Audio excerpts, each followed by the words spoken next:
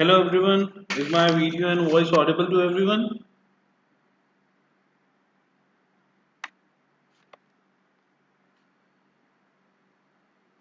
Am I visible? Am I audible to everyone clearly? Yeah, good evening everyone. Sorry. Okay, good guys. सो हमने last class में guys जो है वो पढ़ा था कि आपका मनी जो होता है या बार्टर सिस्टम जो होता है वो बार्टर सिस्टम क्या होता है, बार्टर सिस्टम के क्या एडवांटेजेस डिसएडवांटेजेस थे एंड जो मनी है वो इंट्रोडक्शन में क्यों आया।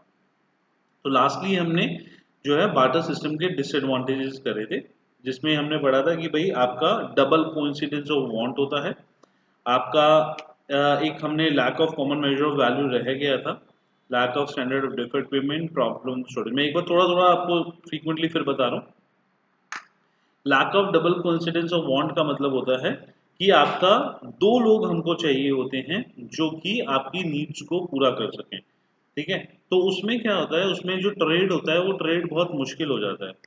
जैसे कि अगर हम देखते हैं तो मिस्टर ए है, मिस्टर ए कुछ बेचना चाहते हैं, मिस्टर ए अगर बेचना चाहते हैं, ये बेचना चाहते हैं वीट। तो फर्स्ट कोइंसिडेंस ये होना चाहिए कि जो वीट है एक ऐसा बंदा होना चाहिए, B C D E F G H, इनमें से एक ऐसा बंदा होना चाहिए जो वीट चाहता हो। मान लिया ये दो बंदे हैं जो वीट चाहते हैं। ठीक है, तो इन दैट केस पहला coincidence that out of these हमको सिर्फ दो बंदे मिले जो वीट चाहते हैं। सेकंड कोइंसिडेंस, इसको वीट के बदले में चाहिए राइस, इनके पास वीट के बदले में है शूज और इनके पास वीट के बदले में है। तो आउट ऑफ 7 और 8 पीपल ओनली एक ऐसा पर्सन मिला जो पर्सन आपका बोलता है कि भाई मेरे पास जो है आपके लायक सामान है और आपके पास वो है जो मेरे लायक सामान है। तो इससे जो ट्रांजेक्शन्स होती हैं वो ट्रांजेक्शन्स बहुत लिमिटेड हो गई। 7 बार जब मैं एक बंदे के पास गया तो सिंगल ट्रांजेक्शन। तो first coincidence and second coincidence, तो जब दो कोइंसिडेंसेस मिले तब जाके ट्रांजेक्शन हुई, जिससे ट्रेड जो हो गया हमारा बहुत ही ज्यादा स्लो हो गया। तो पहला तो ये प्रॉब्लम होता था। हमने उसके बाद पढ़ा lack of standard of deferred payment. Standard of deferred payment का मतलब हो गया फ्यूचर पेमेंट्स। फ्यूचर पेमेंट्स यहाँ पे थोड़ा प्रॉब्लमेटिक होता था बिकॉज हम कमिट नहीं कर पाते थे कि हम कैसे देंगे कितना देंगे।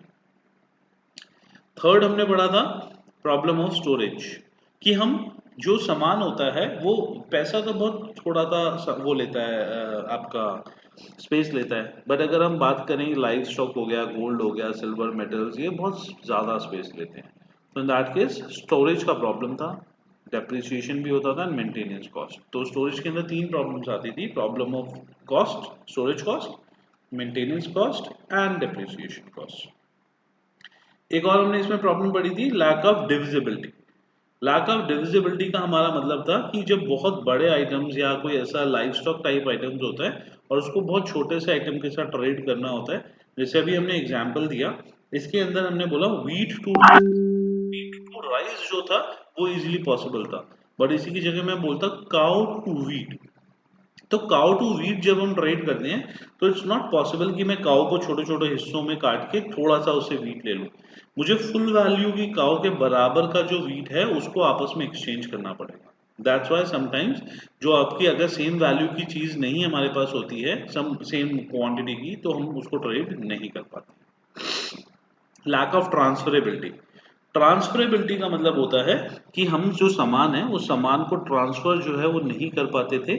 रीजन बीइंग कि जो हमारा सामान होता है वो कुछ सामान ऐसे जैसे लैंड हो गया ट्रांसफर नहीं हो सकता, बहुत बड़े बड़े घर हो गए ट्रांसफर नहीं हो सकते, आपके आपके लाइफ स्टॉक बहुत, अगर हैवी लाइफ स्टॉक हो गया तो एक जगह से दूसरी जगह ट्रांसफर करना मुश्किल है। तो दैट्स वाई ट्रांसफरेबिलिटी की प्रॉब्लम की वजह से भी हम बार्टर सिस्टम में प्रॉब्लम आई थी। ओके, अब एक प्रॉब्लम बची हमारी lack of common measure of value. ठीक है, ये थोड़ा सा कॉम्प्लेक्स है आपका, तो उसको थोड़ा सा ध्यान से सुनना। Lack of common measure of value, common measure of. इसका मतलब होता था गाइस कि अगर मान लो मेरे पास यहां पे है वीट,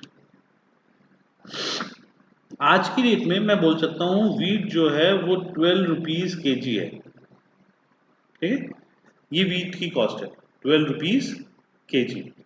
अब हमारी जो वीट की कॉस्ट है आज की डेट में, चाहे मैं जो मीडियम है मनी, ये हमारा है मनी, इससे जब भी एक्सचेंज करूंगा तो मिस्टर एक्स करे वाई जेड चाहे किसी भी महीने में करे, वो एक 12 रुपए की वैल्यू कांस्टेंट देंगे। एंड रिमेनिंग जब मैं इस मनी से मैं इससे खरीदने जाऊंगा आपका काउ, राइस, रजिस्टर, तो ये मनी जो होगा मेरे को इनकी डिफरेंट डिफरेंट वैल्यूज दे देगा, और ये वैल्यूज भी जो होंगी ये इंडिपेंडेंट होंगी, इनका कोई भी लेना देना नहीं है वीट से, ठीक है। तो मनी ने बीच में आके अपनी एक इंडिविजुअल वैल्यू क्रिएट कर ली, तो वीट का काउ से, वीट का राइस से, वीट का रजिस्टर से कोई लेना देना नहीं है, ठीक है। सो दैट्स वाई जो है अभी के लिए, आज के लिए हम मनी इसलिए यूज कर रहे हैं। बट अगर मैं बार्टर सिस्टम बोलूं तो बार्टर सिस्टम के अंदर तो ये मनी नाम की चीज होती नहीं थी। उस टाइम पे जो वीट होता था वो वीट डायरेक्टली काउ के साथ ट्रेड हो रहा है, वीट डायरेक्टली राइस के साथ ट्रेड हो रहा है, एंड वीट डायरेक्टली रजिस्टर के साथ ट्रेड हो रहा है। तो one product is traded with different items, एक सिंगल प्रोडक्ट मल्टीपल आइटम्स के साथ ट्रेड हो रहा होता था।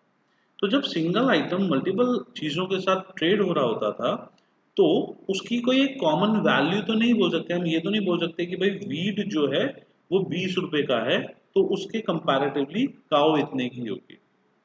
तो हर आइटम के साथ में एक अलग से वैल्यू बनी हुई थी।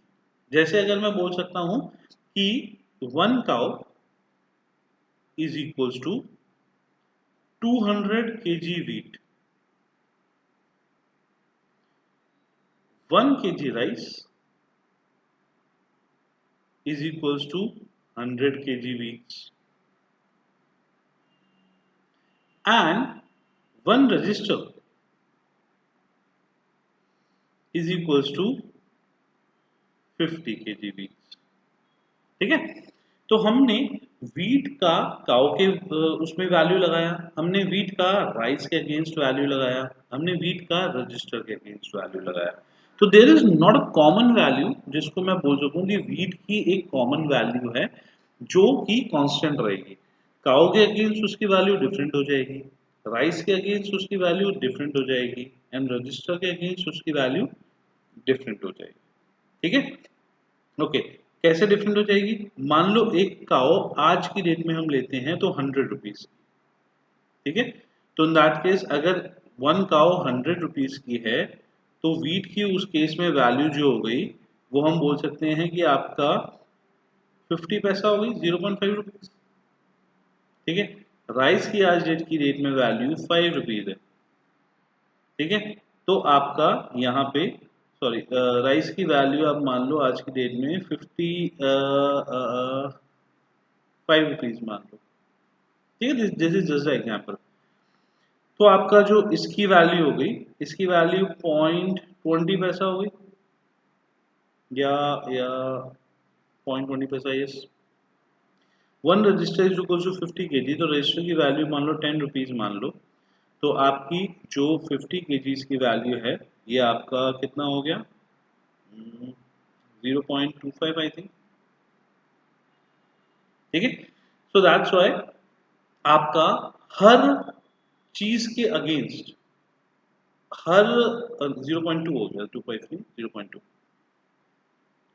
ओके ईशान, इसका लास्ट वाले का मतलब है कि जब हमने काओ की वैल्यू के साथ वीट को कंपेयर किया, राइस की वैल्यू के साथ वीट को कंपेयर किया, एंड रजिस्टर की वैल्यू के साथ वीट को कंपेयर किया, एवरी टाइम हमने वीट को अलग चीज के साथ कंपेयर करा। तो जब हमने उसको अलग चीज के साथ कंपेयर करा तो वीट की जो प्राइस है वो हर बार डिफरेंट प्राइस निकला। कभी वो 50 पैसे के करीब का बिक रहा है, कभी वो जो है वो आपका 20 पैसे के अगेंस्ट के बराबर का बिक रहा है, कभी वो जो है आपका 25 पैसे के अगेंस्ट का बिक रहा है, तो दैट्स वाई वो आपका डिफरेंट डिफरेंट वैल्यूज के अगेंस्ट में होता है। तो एक सेम वीट ही आपका अलग अलग वैल्यू के अगेंस्ट मार्केट में बिक रहा है। सो उस केस के अंदर हम बोल सकते हैं कि there is not a common standard value, जो कि हम बोल सकते हैं कि वीट की मार्केट में है। वीट की हर बार डिफरेंट वैल्यू है जो कि आपकी कंसिडरेशन में आ रही है। ये एक प्रॉब्लम था जिसमें एक ही प्रोडक्ट की वैल्यू, अगर मुझे काओ नहीं चाहिए तो मैं उसकी वैल्यू कम लगाऊंगा, मुझे राइस नहीं चाहिए तो मैं उसकी वैल्यू कम लगाऊंगा, और मुझे रजिस्टर चाहिए तो उसके कंपैरेटिवली वीट की वैल्यू ज्यादा लगा दूंगा। क्या good evening Saumya, clear guys? So there is not a common standard value of any product. Every product when exchange with another product, तो उसकी वैल्यू जो होती थी वो डिफरेंट हो जाती थी। ठीक है, this is the problem of common measure of value जो बाटा सिस्टम में आती थी। बट जैसे हमने ऊपर पढ़ा, with the introduction of money, हर चीज के बीच में money as a medium, as a exchange के लिए यूज होने लगा। अब वीट की वैल्यू भी इन टर्म्स ऑफ मनी है, काओ की वैल्यू भी इन टर्म्स ऑफ मनी है, राइस की वैल्यू भी इन टर्म्स ऑफ मनी है, रजिस्टर की वैल्यू भी इन टर्म्स ऑफ मनी है। जब हर चीज इन टर्म्स ऑफ मनी है, तो उस केस के अंदर हमारा हमेशा वीट का एक स्टैंडर्ड वैल्यू है जो हमको पता है कि मनी के अगेंस्ट ही बता। Got it? तो दैट्स व्हाई एक बार्टर सिस्टम में प्रॉब्लम होता था, जिसकी वजह से हमने बोला कि वी वांट सम मीडियम, जो आज की डेट में हम देखें तो मनी है, वी वांट सम मीडियम जिसके लिए हमको प्रॉब्लम ना हो, जिसके लिए हम जो है एक स्टैंडर्ड वैल्यू बना सकें। ठीक है, these are some of the problems of barter system. तो इसके लिए जब हम आपका मार्केट में आए और मार्केट में आके हमने देखा कि हमको कोई ना कोई इसका सॉल्यूशन चाहिए, then it comes with the money.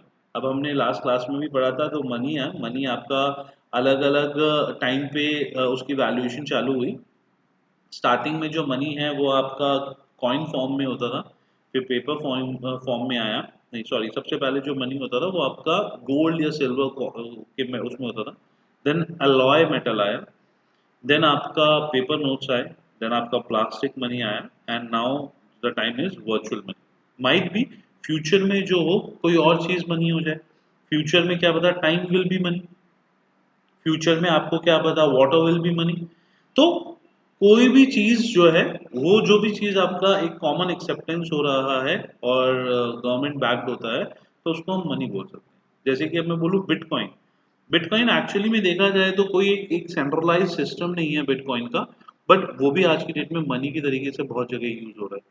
तो दैट्स व्हाई वो बहुत सारे मीडियम्स होते हैं जो कि आपके मनी बन सकते हैं, एंड फ्यूचर में किस चीज को हम मनी का कंसिडरेशन दे दें वो हम आज नहीं बता सकते। But anything that acts as a medium between two variables, two products, can be termed as money. Okay, so अगर हम आते हैं फंक्शंस ऑफ मनी, कि मनी ने क्या क्या फंक्शंस, क्या क्या रोल निभाए, तो बेसिकली जो प्रॉब्लम बाटा सिस्टम में आती थी, अगर मैं उनको ऑपोजिट कर दूं तो वो सारे के सारे फंक्शंस ऑफ मनी हो जाएंगे। तो इसमें कुछ बहुत ज़्यादा समझने के लिए नहीं है, सिर्फ जो बाटा सिस्टम का प्रॉब्लम था उन्हीं को आप रिवर्स कर दो।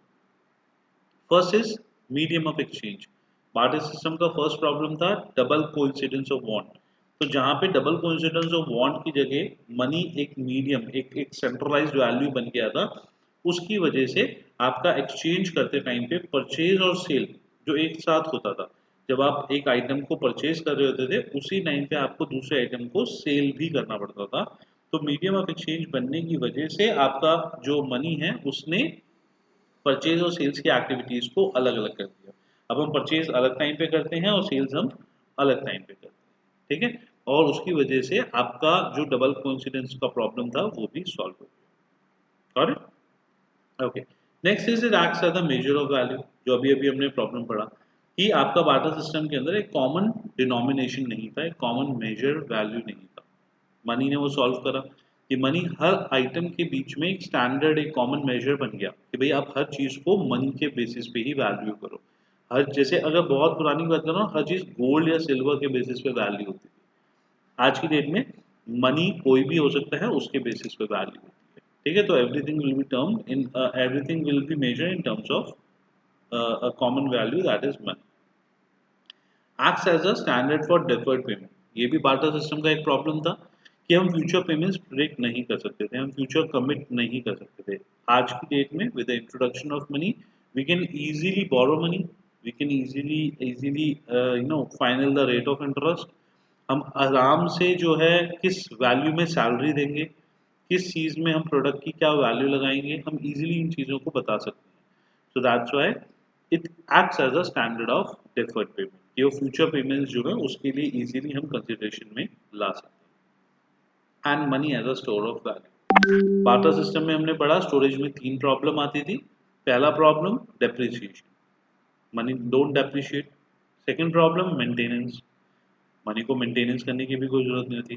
थर्ड जो आपका बार्टर सिस्टम में होता था वो स्टोरेज कॉस्ट, मतलब कहीं जगह पे आप रखोगे तो उसकी कॉस्ट भी देनी पड़ेगी, मनी को रखने की कोई कॉस्ट नहीं देनी पड़ती। ठीक है, these are four of the functions of money जो हम बोल सकते हैं कि आपका वन वन मार्क्स में 3 पॉइंट्स में आपका आ जाएगा, आप इसको सिंपली लिख सकते हैं। क्लियर है यहाँ तक? यहाँ तक किसी को डाउट है? बहुत सिंपल सा चैप्टर है ये वाला, इसमें कोई टेक्निकल चीज नहीं है, सिंपल हमको वन वन मार्क्स के आंसर्स लिखने। ठीक है, very very easy chapter. Okay fine. तो इसके बाद हमारी ना कुछ टर्म्स हैं, जो टर्म्स हम बोलते हैं कि भाई हम मनी के अंदर यूज कर सकते हैं, तो वो टर्म्स हम पढ़ रहे हैं। ठीक है, वन वन मार्क्स की टर्म्स ही आ सकती हैं मैक्सिमम। आपकी बुक्स में और भी हो सकता है कि 5-10 टर्म्स आपकी बुक्स में भी गिवन हो, तो आप वहां से भी पढ़ सकते हो। ठीक है, फर्स्ट टर्म बस इसमें दो ही टॉपिक है इस चैप्टर के अंदर, पहला problems of water system and second functions of money. इसी में से ही एक 3 नंबर का क्वेश्चन आपका आ जाएगा, 1 मार्क्स, 3 पॉइंट्स लिखने हैं, 1 मार्क्स। ठीक है, और कुछ नहीं है इस चैप्टर के अंदर, चैप्टर इज ओवर, बस ये थोड़ी बहुत 5-10 टर्म्स है। ओके, लीगल, पहले तो हम पढ़ते हैं लीगल टेंडर मनी। तो लीगल टेंडर मनी क्या होता है? देखो, कुछ ऐसा मनी है जो गवर्नमेंट ने बैक कर रखा है, और कुछ ऐसा मनी है जो कि गवर्नमेंट ने बैक नहीं कर रखा। जैसे अगर मैं बोलता हूँ paper note, paper note government कहती है कि मैंने, मेरी गारंटी है। चेक जो होता है वो गवर्नमेंट की गारंटी नहीं होती, बट हम उस पर ट्रस्ट करते हैं। कोई बंदा हमें चेक देता है या डीडी देता है तो हम बैंक पे ट्रस्ट करते हैं, बट गवर्नमेंट कहती है जी मेरी गारंटी नहीं है। हाँ, आप केस कर सकते हो, बट मैंने नहीं इशू करा तो मेरी गारंटी नहीं है। तो anything that is being issued by the government is known as legal tender money. Paper notes, currencies is legal tender money. Gold and silver भी मनी की कैटेगराइजेशन में आ सकता है, बट उसको हम लीगल टेंडर मनी नहीं बोलेंगे, because legal tender money is everything that is issued by the government. Okay, तो लीगल टेंडर मनी देखो 3 टर्म्स में है, पहला, दूसरा एंड तीसरा, ये तीनों लीगल टेंडर मनी के ही सब पार्ट्स हैं। फर्स्ट है limited legal tender money, second unlimited legal tender money, and third is non legal tender. Correct? तो अभी तो मैंने आपको बताया लीगल टेंडर मनी क्या होता है, तो नॉन लीगल तो उसी का ऑपोजिट हो गया। तो सबसे पहले हम जो है वो नॉन लीगल टेंडर मनी पढ़ते हैं। That money which is generally accepted as money on the basis of trust of that issuer, it comprises such as check। ठीक है, सो आपका कोई भी चीज जो कि आपका ट्रस्ट के बेसिस पे गवर्नमेंट ने नहीं इशू कर रखा, बट जिस पर्सन ने इशू कर रखा है आप उस पर ट्रस्ट करते हो, इसलिए आप उसको एज अ मनी एक्ट करते हो। आपको याद है लास्ट क्लास में हमने एक एग्जाम्पल करा था वो प्लास्टिक के कॉइन्स वाला, कि मेरे पास की मार्केट में 1-2 रुपीज़ के या 5 रुपीज़ के उन्होंने प्लास्टिक के कॉइन्स निकाल दिए थे, जिसको उन्होंने जो कहा था कि भाई ठीक है खुले नहीं है तो ये कॉइन्स आप ले लो, जब आपके पास नहीं हो तो आप वापस दे देना। वो coins are backed by trust of buyers and sellers. It is acting as a money, but it is backed by only the trust, not by the government. Then it is known as non-legal tender money. उसी तरीके से bank के check होते हैं, तो bank जब check देता है तो बोलता है जी मेरा है, मैं आपको एक गारंटी देता हूँ कि मैं इसके बदले में पैसे दूँ। तो वो भी गवर्नमेंट ने नहीं बैक कर रखा, वो भी बैंक ने बोल रखा है, तो दैट्स वाई वो भी नॉन लीगल टेंडर मनी हो गया। ठीक है। तो लीगल टेंडर मनी जब कोई चीज बैक बाय द गवर्नमेंट होती है, जनरली उसमें पेपर नोट्स एंड कॉइन्स आते हैं। And non legal tender money that is not back by the government. उसके बाद दो टर्म्स आती हैं, limited and unlimited legal tender. Limited legal tender money में गवर्नमेंट बोलती है कि कुछ ऐसे छोटी वैल्यू के आपके कॉइन्स हैं या छोटी वैल्यू के आपके जो है पेपर नोट्स हैं, जिनको आप एक लिमिट तक ही दे सकते हो। जैसे जैसे वो बोलते हैं जी आपके कॉइन्स ऑफ 5 पैसा, 10 पैसा, 20 पैसा, वैसे तो ये भी चलते नहीं है, मैक्सिमम और सम ऑफ रुपीज 25। तो इतनी छोटी वैल्यू जनरली अभी चलती भी नहीं है, बट बुक्स में लिखी हुई है, आपकी बुक्स में एक आपका टर्म बनी हुई है कि 5, 10, 20, 50 पैसे, 1 रुपए भी माइट भी आजकल इसमें आ गया हो कि इतने की वैल्यू आप 25 रुपए से ज्यादा नहीं दे सकते। या सामने वाला अगर आप उसको 25 रुपए तक देते हो तो आपको मना नहीं कर सकता, बट 25 रुपए से ऊपर वो आपको मना कर सकता है। तो this money is accepted till 25 rupees. After 25 rupees सामने वाला आपको मना कर सकता है पैसे लेने से, जी इस करेंसी को मैं एक्सेप्ट नहीं करता। अनलिमिटेड लीगल टेंडर मनी कि वो करेंसी में पैसा आप चाहे कितना भी दे दो, सामने वाले को एक्सेप्ट करना ही पड़ेगा, वो मना नहीं कर सकता जी मैं इतना छोटा नहीं दूँ। ओके, है ना। लिमिटेड लीगल टेंडर मनी का मतलब कि आप एक लिमिट में ही वो पैसा ले सकते हो। अनलिमिटेड लीगल टेंडर मनी का मतलब कि आप जो है उस करेंसी को या उस पेपर नोट को या कॉइन को कितनी भी बड़ी वैल्यूज में, 1 करोड़, 5 करोड़, 50 करोड़, 500 करोड़ आप लेना चाहो, तो सामने वाला आपको ये नहीं बोलेगा कि I will not accept this currency या दिस मनी। ठीक है। तो अगर आप किसी को 50-50 के रुपए में 50 करोड़ की भी वैल्यू देना चाहो तो वो आपको मना नहीं कर सकता, उसको वो लेना पड़ेगा। अगर वो मना करता है जी मैं नहीं लूंगा इस करेंसी में, आई डोंट हैव ट्रस्ट, तो आप उसके अगेंस्ट केस फाइल कर फायर कर सकते हो। ठीक है। तो this is unlimited and legal limited legal tender money. ठीक है। Okay, next is your fiduciary money. Fiduciary money है, acceptance of such money is not legal but optional and voluntary. ठीक है। दो मनी होती हैं, आपका एक होता है फिएट मनी और एक होता है fiduciary money. Fiat money generally जो आपका गवर्नमेंट से बैक्ड है, और जो गवर्नमेंट से बैक नहीं है वो फिड्यूशरी मनी हो गया। इसको मैं लीगल टेंडर और नॉन लीगल के पॉइंट ऑफ व्यू से भी बोल सकता हूँ, ऑलमोस्ट सेम सी ही चीज है। तो fiat money is that money जो कि आपका गवर्नमेंट से बैक्ड है, and fiduciary money that is not backed by the government. आप एक तरीके से लीगल टेंडर मनी का और नॉन लीगल टेंडर मनी का दूसरा नाम बोल सकते हैं। ठीक है। नियर मनी, नियर मनी आपका हो गया all those items which are actually not money but are the substitutes of money. बहुत जल्दी जिसको हम फिड्यूशरी समझ नहीं आया, fiduciary just non legal tender money को आप फिड्यूशरी बोल सकते हैं। Those money which is not legal वो ऑप्शनल है, वॉलंटरी है, आप मना करना चाहो तो कर सकते हो। लाइक चेक एंड डीडीज को आप मना करना चाहो तो कर सकते हो, या चेक एंड डीडीज इनको आप मना करना चाहो तो मना कर सकते हो। These type of money is known as fiduciary. Okay, near money, near money जो है आपका anything which actually is not money but बहुत जल्दी ये मनी में कन्वर्ट हो सकता है, इसकी आपकी लिक्विडिटी वैल्यू बहुत हाई है। तो bonds, shares, commercial bill, gold, silver, metals, इनको आप बहुत बहुत जल्दी आप मनी फॉर्म में कन्वर्ट कर सकते हो। तो these are known as near money. ठीक है। उसके बाद दो चीज आती हैं फिड्यूशरी। फिर से समझा, fiduciary is nothing, Ishan fiduciary non legal tender money ही हो गया आपका। एनीथिंग जो गवर्नमेंट से बैक नहीं है, जिसको लेना आपके लिए कंपल्सरी नहीं है, जिसको अगर आप छोड़ भी दोगे तो in that case there is no problem कि भाई आपने छोड़ दिया। तो this type of money is known as fiduciary money. ठीक है। ओके, उसके बाद है full bodied money and credit money. ये आपके दो टर्म्स हैं जो आपका 1-1 मार्क्स में और आ सकते हैं। इसको हम थोड़ा सा एलाबरेट करके पढ़ते हैं, full bodied money and credit.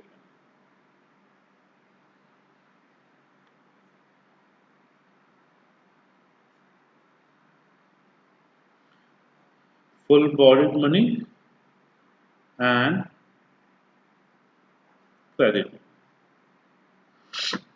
Okay, so guys इसमें मेरे को थोड़ा बहुत आपके आंसर्स भी चाहिए। अब इसमें मेरे को एक चीज बताओ कि आपका जो कॉइन होता है, एक 2 रुपीज का कॉइन होता है इस टाइप का कुछ,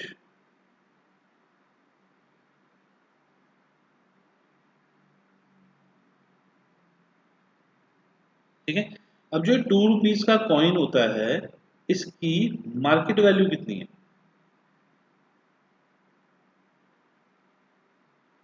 2 रुपीज। एंड इसकी मेटल वैल्यू कितनी है?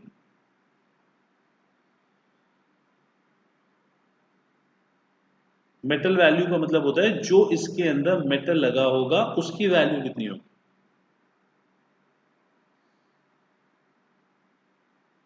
2 रुपए या 2 रुपए से ज्यादा?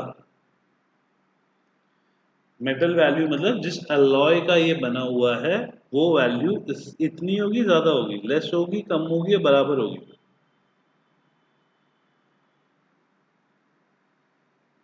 ओके, चलो मानते हैं कि इसकी वैल्यू ये बना था 1990 में कॉइन। 1990 में ये कॉइन बना था, तो इसके अंदर जो मेटल लगा था उसकी वैल्यू थी 0.6, 60 पैसे के बराबर, ठीक है। ओके गाइस, पॉसिबल कि उसकी मार्केट वैल्यू थी 2 रुपए, बट उसके अंदर जो मेटल लगा था उस मेटल की वैल्यू थी 60 पैसे। क्यों? क्योंकि इन दैट केस अगर मैं उसे ज्यादा वैल्यू का मेटल क्यों लगाऊंगा भाई, मेटल जो है मैं उसे कम वैल्यू का लगाऊंगा तभी तो मैं उसकी वैल्यू ज्यादा रखूंगा, अदरवाइज तो मैं ज्यादा वैल्यू की चीज दे दूंगा तो उसको मैं ये बोलूंगा कि भाई ज्यादा वैल्यू ही रखते हैं इसके लिए, ठीक है। तो उसका मेटल वैल्यू कितना हो गया 0.6, बट उसका मार्केट वैल्यू कितना हो गया 2 रुपए। दैट मीन्स कि अगर मैं मार्केट में उसे ट्रेड करने जाऊंगा तो वो 2 रुपए का होगा, बट अगर उसका मेटल बेचूंगा तो 0.6 का होगा। फुल बॉडीड मनी जो होता है वो होता है जो आज की डेट में हमारा नहीं चलता है। When the market value and metal value both the values are same, जिस टाइम पे मार्केट वैल्यू और मेटल वैल्यू जो है वो 2 रुपए ही होगी, उस टाइम पे हम बोलेंगे it is full bodied. Generally full bodied money कहाँ चलता है? जहां पे आपका गवर्नमेंट बहुत ज्यादा ट्रस्टवर्दी नहीं होती, जहां पे पहले के टाइम पे राजा महाराजा बहुत जल्दी बेसिस पे चेंज होते रहते थे, वहां पे हम जनरली गोल्ड सिल्वर या कॉपर के ऊपर जितनी वैल्यू का वो गोल्ड सिल्वर या कॉपर होता था उतने ही लिख के दे देते थे।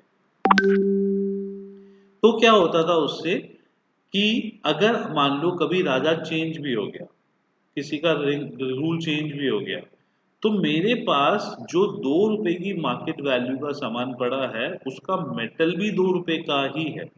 तो ना मुझे प्रॉफिट हुआ ना मुझे लॉस हुआ, मैं चाहे उसको मार्केट वैल्यू के हिसाब से बेच लूं चाहे उसको मेटल वैल्यू के हिसाब से बेच लूं, वो बोथ द केसेस में मेरे लिए बराबर ही चीज है। तो पहले के टाइम पे जब मनी चलता था तो गोल्ड सिल्वर कॉइन में ही चलता था। उस टाइम पे market value and metal value दोनों चीजें बराबर होती थी। हाँ, उस पे भी आते हैं, तब आते हैं, ठीक है। तो हमारा जिस टाइम पे market value and metal value जो होती थी उसमें सेम हो, तो market value and metal value when same is known as full body. Credit money होता है कि जो आज की डेट में हमारे जो कॉइन्स वगैरह चल रहे हैं, when the market value is 2 rupees and the metal value is 0.6, that means कि हम 60 पैसे की चीज को 2 रुपए में मार्केट में चला रहे हैं, तो दैट मीन्स कि हम उसको क्रेडिट की वैल्यू को चला रहे हैं। 1000 का नोट फट जाए तो वैल्यू शायद रद्दी में उसकी वैल्यू 10 पैसे की रह जाएगी, पेपर की जो वैल्यू रह जाती है। तो हम 10 पैसे की एक रद्दी की चीज को 1000 रुपए का चला रहे हैं क्रेडिट में, ठीक है। तो दैट्स व्हाई आपका when the market value is more than the metal value is known as your credit money. Okay, ठीक है, ये दोनों चीजें तो क्लियर है। अब क्रेडिट मनी का कंसेप्ट आया क्यों? कि पहली चीज, जिस टाइम पे आपका गवर्नमेंट्स नहीं होती थी, या किंग रूल बहुत जल्दी जल्दी चेंज हो रहा होता था, हर किंग अपनी करेंसी चाहता था, कोई भी एक सेंट्रलाइज गवर्नमेंट को ट्रस्ट नहीं कर रहा होता था। उस टाइम पे मैं किसी को बोलूं कि भाई तुम ये एक तरीके से क्रेडिट मनी ले लो, तो वो तो ये हो गया ना कि 60 पैसे की चीज के 2 रुपए दे दो, अगला किंग आएगा वो मना कर देगा कि जी मेरे ये तो मैं नहीं लूंगा, ये तो मैं नहीं चलाऊंगा।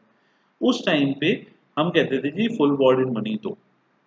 अभी जो तान्या ने क्वेश्चन पूछा कि फुल बॉडीड मनी अगर हम देंगे तो हम क्या कर रहे हैं जी, हमने गोल्ड लिया 2 रुपए का और उसके ऊपर कितना लिख दिया, 2 रुपए। So the market value is 2 rupees, and 2 rupees की मार्केट वैल्यू के बाद में आपका metal value is also 2 rupees. तो हमने 2 रुपए की मार्केट वैल्यू ली।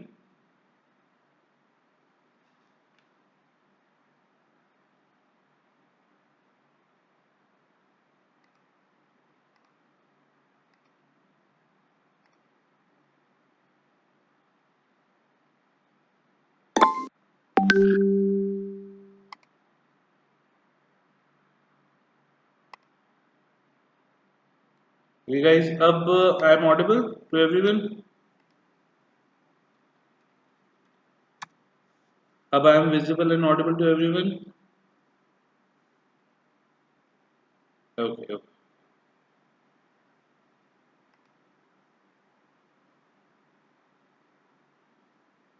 फाइन। सो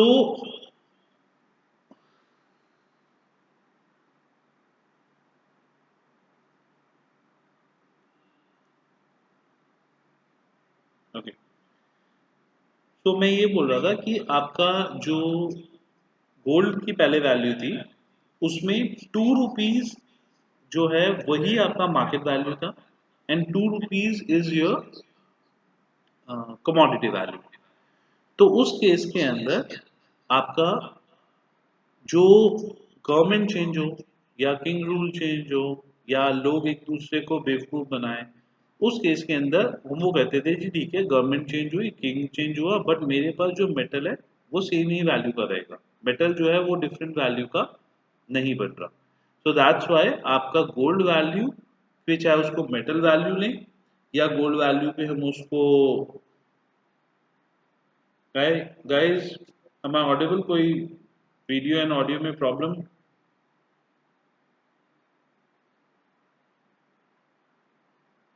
एक बार आप कमेंट्स के थ्रू बताना वीडियो ऑडियो में कोई प्रॉब्लम तो नहीं है किसी को?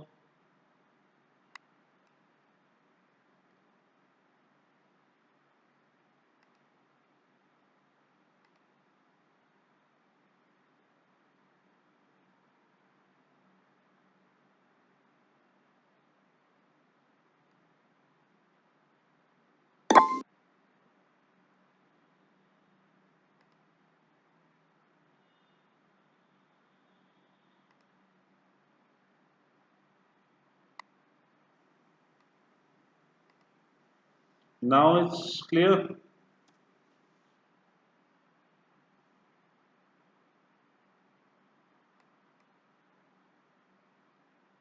Now I am Audible and visible?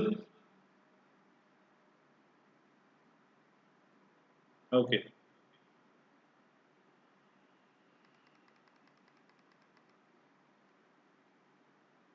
तो जो पहले वाले लोग होते थे वो क्या करते थे कि आपका गोल्ड जब चल रहा था वो कहते जी गवर्नमेंट चेंज हुआ, नॉट अ प्रॉब्लम, हमारे पास तो आप 2 रुपए की वैल्यू को जीरो करते हो कोई प्रॉब्लम नहीं, बट गोल्ड जो है वो तो उतने का ही रहा। Now the question of Tanya कि over the period of time वो गोल्ड की वैल्यू चेंज होती रहेगी, मार्केट वैल्यू तो उसकी 2 रुपए ही रहेगी, बट उसकी जो एक्चुअल गोल्ड की वैल्यू है वो 2 से 3 होगी, 3 से 4 होगी, 4 से 5 होगी। कुछ ऐसा टाइम आएगा जब metal value is more then market value. तो पहले ना इस चीज को लोगों ने सोचा नहीं था, ठीक है, तो उन्होंने इस चीज को सोचा नहीं था तो उन्होंने स्टार्टिंग में नॉर्मल इसी तरीके से करते थे। 90% चीज तो जो होती थी वो मार्केट वैल्यू से चलती थी, आपका बार्टर सिस्टम से चलती थी। थोड़ा बहुत अगर आपका गोल्ड का वैल्यू चलता भी था तो वो हर किंग के साथ या टाइम के साथ चेंज होता रहता था। आज की डेट में भी अगर आप देखते हो तो आपको क्या, आपने पर्स वगैरह खोल के देखो या आपने कहीं पे देखो, क्या आपके पास 1990 या 2000 के सिक्के मिलेंगे? अगर आप अपना खोल के देखोगे ना, वॉलेट्स खोल के देखोगे तो आपको 2015, 16, 18, 12 इसके कॉइन्स मिलेंगे। आपको 2010 से पहले के बहुत ही रेयर कॉइन्स मिलेंगे। मार्केट में ऐसा थोड़ी है कि उस टाइम पे कॉइन्स नहीं होते थे, उस टाइम पे भी कॉइन्स होते थे 2000 में, 2005 में, 2010 में, बट आपको वो कॉइन्स नहीं मिलेंगे। क्योंकि गवर्नमेंट क्या करती है, गवर्नमेंट ओवर द पीरियड पुराने कॉइन्स को मार्केट से हटाती रहती है और न्यू कॉइन्स को मार्केट में लाती रहती है, जिसकी वजह से आपका जैसे ही मेटल वैल्यू ज्यादा होती है वो उसको छोटा स्पॉइल कर देती है, तो उसका अलॉय छोटा बना देती है, जिसकी वजह से वैल्यू 1 रुपीज ही रहेगी, बट उसकी मेटल वैल्यू कम होती चली जाती है। ठीक है, तो आपका ये 60 पैसे का कॉइन जो मैंने 1990 में बनाया था, 1990 से अब तक 30 इयर्स में ये जो मेटल का कॉइन है इसकी वैल्यू 2 रुपीज होगी। क्या पता 4 रुपीज होगी हो। सो अगर इसकी वैल्यू 4 रुपीज हो गई होती, जो मेटल बढ़ गया, और मैं मार्केट में जाता, 2 रुपए का कॉइन लिया, उसको पिघाला, अलॉय निकाला और अलॉय को 4 रुपए में बेच दिया, तो उस केस में हम चीटिंग कर सकते हैं। ठीक है, तो जैसे जैसे मनी जो है वो इंक्रीज होता चला गया, मनी की वैल्यू, मनी जो है मार्केट में सर्कुलेशन ज़्यादा होता चला गया, गवर्नमेंट ने डिसाइड करा कि हम हमेशा क्रेडिट मनी पे काम करेंगे, हम कभी भी फुल मॉडरेट मनी पे काम नहीं करेंगे।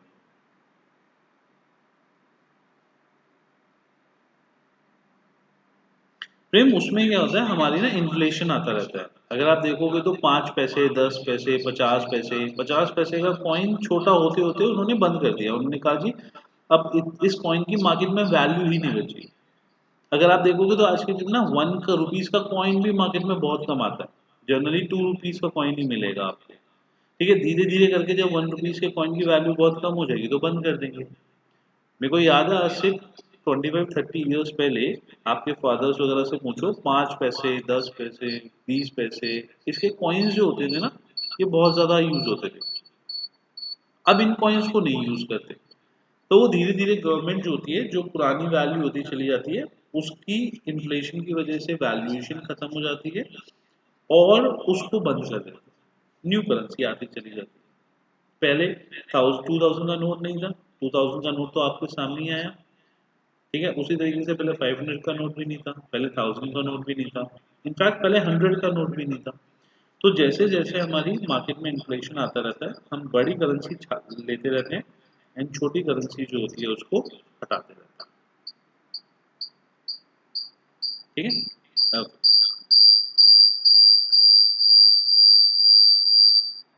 अब सो गाइज ये जो है इसमें हमारा सारे के सारे, तो ये हमको क्लियर हुआ कि what is full bodied money and what is credit money. Full bodied money means कि जब हमारी जो जो एक्चुअल मेटल वैल्यू है that is equals to market value is known as full bodied money. When the metal value is less than the market value is known as your credit money. All the economies generally operate on credit money. No economy will operate on full body. Okay. And last of this chapter is एक है high powered money. High powered money और near money जो हो गया ना, near money के साथ में हो गया। नियर मनी मतलब हो गया जो बहुत जल्दी कन्वर्ट हो सकता है, एंड हाई पावर्ड मनी का मतलब हो गया जो एक्चुअल में फाइनली मनी है, जिसको मैं इमीडिएट बेसिस पे आपका ट्रांजैक्शन के लिए यूज कर सकता हूँ। मेरे पास जो करेंसी है मैं उसको यूज कर सकता हूँ, जो बैंक में पैसा पड़ा है मेरे पास मैं उसको यूज कर सकता हूँ, और जो आरबीआई के पास बाकी के पैसे पड़े हुए हैं उनको भी यूज करा जा सकता है। तो हाई पावर्ड मनी इज जिसको इमीडिएट बेसिस पे ट्रांजेक्शन के लिए यूज किया जा सकता है, is known as high powered. Okay, then comes to your money supply. Money supply का मतलब in the economy at the point of time how much currency is circulated, how much money is circulated at the point of time with the economy. ठीक है, is known as money supply. Basically it's a stock concept, it's not a flow concept. क्यों? क्योंकि आपका eight the point of time economy के पास एक limited पैसा ही होता है, उसको पता है कि मैंने इतना पैसा इकोनॉमी में निकाल रखा है रेगुलर पैसे पे, बस वो पैसा person one to B to C ऐसे ट्रांसफर होता जा रहा है। अगर at the point of time देखेंगे तो ये पैसा ऐसे एक दूसरे से ट्रांसफर होता जा रहा है, बट इकोनॉमी में जो टोटल पैसा है दैट इज कॉन्स्टेंट। वो आरबीआई को पता है कि हमने कितना इशू कर रखा है। So, money supply means the total stock of all forms of money in the economy at the particular point of time. It is known as a stock concept because at the point of time we can anticipate that how much money is circulated in the economy. अब वो ये बोलते हैं जी आप money को क्या क्या बोलोगे, तो कहते हैं जी मनी की चार definition, M1, M2, M3, M4। आपको जिस बेसिस पे कैलकुलेट करना है उस बेसिस पे हम बता देंगे जी इतना वाला पैसा आपका इकोनॉमी में सर्कुलेटेड है। M1 में वो बोलते हैं जी करेंसी आएगी, बैंक के पास डिमांड डिपॉजिट्स आएंगे and other deposits with the bank. Other deposits में एफडी वगैरह आ जाते हैं, डिमांड डिपॉजिट्स में जो करंट पैसा पड़ा है, एंड अदर डिपॉजिट्स में एफडी या टाइम टर्म डिपॉजिट या लॉन्ग टर्म पैसा जो पड़ा होता है, आरडीज वगैरह जो होती हैं पोस्ट ऑफिस की, वो आ जाती है। आरडी नहीं आएंगी, बट ये हो गया कि जो बाकी का पैसा पड़ा हुआ है आपका वो आ गया। तो आपका C currency, DD demand deposits, OD other deposits. ठीक है, ये सारे के सारे मिलके M1। तो अगर हम उनसे पूछते हैं जी M1 के अकॉर्डिंगली पैसा बताओ, तो वो इन तीन चीजों को ऐड कर देते हैं। हम अगर बोलते हैं जी M2 के हिसाब से बताओ कि अकाउंट में कितना पैसा है, वो बोलते हैं सर इसके अंदर ना आप जो जो पोस्ट ऑफिस के पास पैसा पड़ा है सेविंग बैंक में उसको भी ले लो। तो हम कहते हैं जी ठीक है, पहले के तीन items C plus DD plus OD plus saving deposit with post office bank, ये सारे के सारे हम ले लेते हैं, इनको हम बोलते हैं M2। हम कहते हैं जी ठीक है M3 के हिसाब से बताओ, वो कहते हैं जी पहले वाली लाइन के तीन आइटम, कुछ नहीं प्रेम, इनका कुछ फॉर्म नहीं है। M1 मतलब money measurement 1, money measurement 2, money measurement 3, money measurement 4। तो ये आपका मेजर करने के चार। ओके, सी मतलब करेंसी, ये ऊपर लिखा हुआ है देखो, सी मतलब करेंसी, सी डीडी मतलब cash reserves with commercial bank, and OD मतलब अदर डिपॉजिट्स ऑफ आरबीआई। ये ऊपर तीन आपकी फुल फॉर्म्स लिखे हैं। ओके, सो आपका M3 जो है, M3 का मतलब हो गया कि जी फर्स्ट तीन के दो आइटम्स हैं वो तो आएंगे ही आएंगे, plus time deposit. Time deposit मतलब लॉन्ग टर्म के लिए जो बैंक्स के पास पैसा पड़ा होता है, एफडी वगैरह जो पड़ी होती है लॉन्ग टर्म्स के लिए, वो भी इसके अंदर मनी फॉर्म में आ जाए। कहते हैं M4 में बताओ, M4 की मेजरमेंट में बोलते हैं जी फर्स्ट के तीन आइटम प्लस जो पोस्ट ऑफिस के पास पैसा पड़ा है प्लस जो बैंक्स के पास लॉन्ग टर्म पैसा पड़ा है, टाइम डिपॉजिट पड़े हैं, वो सारे मिला दो पांचों आइटम। तो वो पांचों आइटम्स मिला के आपका जो होगा वो आपका मनी मेजरमेंट आ जाएगा। ये भी आपका 1 मार्क्स का क्वेश्चन आ सकता है, that what is money supply and instruments of M1, M2, M3 या M4। करें M4 में ये देखो M3, that means first currency, demand deposits, other deposits, net time deposits and total deposits with post office. पांच elements हो गए ना। तो अगर मैं पांचों एलिमेंट्स को देखो, element number 1 cash, element number 2 demand deposits, element number 3 other deposits, element number 4 post office, element number 5 आपका टाइम डिपॉजिट्स। ठीक है, तो M1 के अंदर 3, M2 के अंदर 1 2 3 4, M3 के अंदर this and this, and M4 के अंदर सारे। ठीक है, तो पांच एलिमेंट्स हैं, पांच में से वो ये बोलते हैं जी ये तीन तो जो है हाई पावर्ड मनी है, ये हाई पावर्ड मनी तो हमको लेना ही लेना है, चाहे आप कोई भी इंस्ट्रूमेंट। बाकी आपका जिस हिसाब से आप बोलोगे उस हिसाब से कितना मनी सप्लाई इकोनॉमी के अंदर है वो हम बताते चलते हैं। ठीक है guys, very very easy chapter. इस चैप्टर के अंदर कुछ भी नहीं है ऐसे वाला जो आपको बहुत ज्यादा डेप्थ में जाके समझना हो। सिंपल आपको जो है नॉर्मल सी चीज समझनी है, और नॉर्मल सी चीज को लर्न करके एग्जाम में 3 मार्क्स का क्वेश्चन आएगा किसी भी चीज के लिए, वो लिखना। Is it clear to everyone? Chapter में कोई डाउट किसी को भी?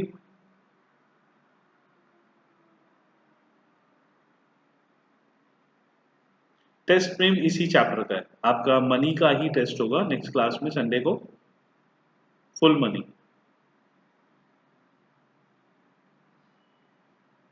ठीक है, तो आपको जो है वही सेम टाइम सेम पैटर्न की तरीके से टेस्ट देना है। बट गाइज इस बार मैं आपको स्ट्रिक्टली बता रहा हूँ, जितने टेस्ट होगा, जितनी देर का टेस्ट होगा, आपको उस टाइम से पहले, खत्म होने से पहले सबमिट नहीं करना। एंड मैक्सिमम 10 मिनट्स दिए जाएंगे। अगर कोई 10 मिनट से ज़्यादा लेता है सबमिट करने में, तो उसका मैं टेस्ट जो होगा वो रिजेक्ट कर दूंगा। तो आपको नहीं, न्यूमेरिकल्स जो है नहीं है इसमें कोई भी, बस थियोरी का टॉपिक है।